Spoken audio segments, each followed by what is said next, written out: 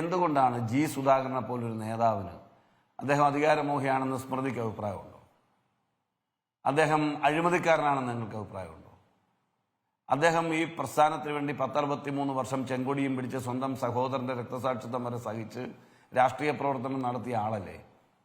അങ്ങനെ ഒരാൾക്ക് എങ്ങനെയാണ് ഈ 63 വർഷത്തിനിപ്പുറം തൻ്റെ അംഗത്വം വേണ്ട എന്ന് തീരുമാനിക്കാൻ തോന്നുന്നത്? എന്തായിരിക്കും ആ ചേതോവികാരം? ഒരു ദിവസത്തെ ഒരു MLA പദവിക്ക് വേണ്ടിയാണ് എന്ന് വേണമെങ്കിൽ ഇവർ വ്യാഖ്യാനിക്കും. അങ്ങനെയാണോ? പയ്യന്നൂരിൽ മത്സരിക്കുന്ന കുഞ്ഞികൃഷ്ണൻ അവിടെ MLA ആകുമെന്ന് വിചാരിച്ചോ? MLAയും മന്ത്രിയാകാൻ വേണ്ടിയാണോ CPM-നെതിരായിട്ട് പോരാട്ടത്തിനിറങ്ങിയത്? ധൻരാജ് എന്ന് പറയുന്ന ഒരു പാർട്ടി സഖാവിന്റെ ഫണ്ട് തിരഞ്ഞെടുക്കപ്പെട്ട ഒരു MLA അടിച്ചു മാറ്റിയെന്ന് കണക്കുകൾ സഹിതം പുറത്തു പറഞ്ഞ് ആ പാർട്ടിയോട് പടിയിറങ്ങി വന്നത് വെറുതെ വന്നതാണെന്നാണോ ധരിച്ചു വെച്ചിരിക്കുന്നത്? എന്താണ് CPM പ്രതിനിധിക്ക് ഇതിനെക്കുറിച്ച് മറുപടി പറയാനുള്ളത്? ഞങ്ങളെ വിട്ടേക്ക്, കോൺഗ്രസ്സുകാരെ, ഐക്യജനാധിപത്യ മുന്നണിക്കാരെ നിങ്ങളങ്ങ് വിട്ടേക്ക്. നിങ്ങൾക്ക് ആക്ഷേപമുണ്ടോ? ഐഷ പോറ്റി അഴിമതിക്കാരെയാണെന്ന അഭിപ്രായമുണ്ടോ? എന്തുകൊണ്ടാണ് ഐഷ പോറ്റി നിങ്ങളുടെ പാർട്ടി വിട്ട് ഇറങ്ങിപ്പോകുന്നത്? ഇന്നലെ വരെ നിങ്ങളുടെ പാർട്ടി ജില്ലാ സെക്രട്ടേറിയറ്റ് മെമ്പറായിരുന്ന TK ഗോവിന്ദൻ എന്തിനാണ് പോകുന്നത്? അദ്ദേഹം സ്ഥാനാർത്ഥിയാൻ പോകുന്നതാണോ? അവർ പറഞ്ഞ സ്ഥാനാർത്ഥിയാണോ TK ഗോവിന്ദൻ? CPM-ന്റെ പ്രാദേശിക നേതൃത്വം പറഞ്ഞ സ്ഥാനാർത്ഥിയാണോ TK ഗോവിന്ദൻ? അല്ലല്ലോ. അദ്ദേഹം മത്സരിക്കാൻ ഒരു നിമിത്തമായി, ഒരു നിയോഗമായി എന്നുള്ളത് വേറെ കാര്യം.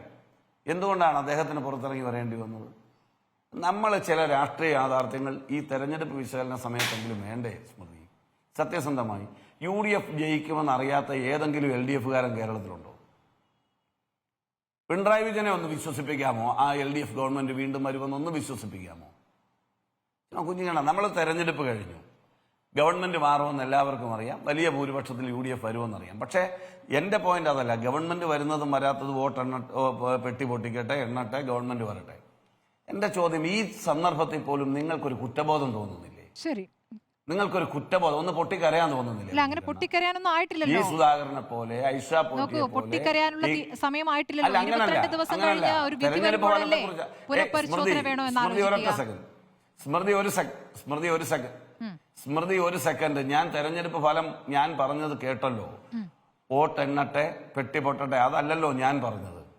ഞാൻ പറഞ്ഞത് ജി സുധാകരനെ പോലെ, ഐഷ പോറ്റിയെ പോലെ, TK ഗോവിന്ദനെ പോലെ, കുഞ്ഞികൃഷ്ണനെ പോലുള്ള ആളുകൾ അഴിമതിക്കാരും CPM-ന് അനഭിമതരും അവർ കൊള്ളുകേലാത്തവരുമാണെന്ന് ഇദ്ദേഹത്തിന് അഭിപ്രായമുണ്ടോ?